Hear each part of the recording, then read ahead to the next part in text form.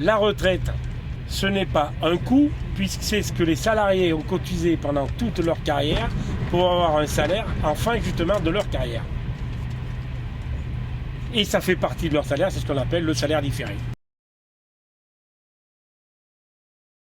Ça fait quand même 38 ans que je travaille et il me reste encore un an et demi à faire. Donc, vu la retraite que je vais avoir, je ne pourrai pas m'en sortir.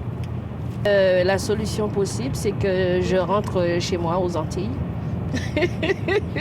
Pour moi, c'est la seule solution. C'est où je reste ici et je me retrouve à faire comme certains de nos retraités maintenant que je vois dans la rue en train de faire les poubelles et tout ce qui s'ensuit. La paupérisation, elle touche tout le monde et même des couches qu'on n'imaginerait pas. Donc le problème qui se pose, c'est bien le partage des richesses. Donc je pense que l'alternative politique, elle viendra des luttes des travailleurs et des salariés et des retraités. Parce qu'autrement, il ne faut pas compter sur la classe politique. L'année passée, il y a une dame, ils l'ont retrouvée pendue dans sa maison. Parce qu'elle attendait l'huissier qu'elle allait l'expulser.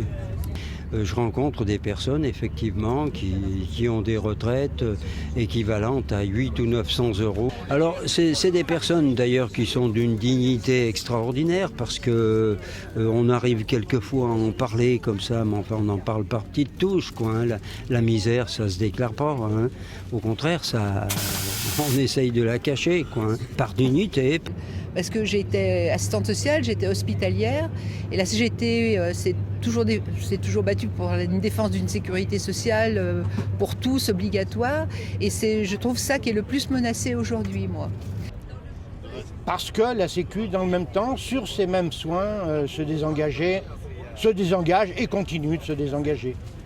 Donc on se bat pour une mutuelle, mais la réalité, c'est de savoir qu'il faut d'abord avoir une Sécu qui retrouve ce qu'elle était à l'origine, c'est-à-dire la solidarité intergénérationnelle qui est perdue.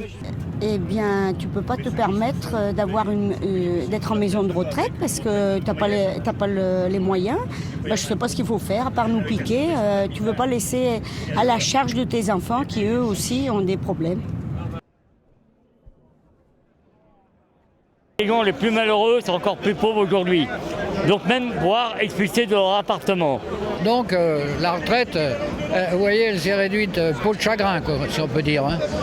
En France, donc j'étais comptable. Bon, c'est vrai qu'on n'est toujours pas content de son salaire, mais ça allait plus ou moins. Maintenant que je suis à la retraite, ça fait 5 ans, eh ben, je ne mets plus d'argent de côté, je vis au jour le jour.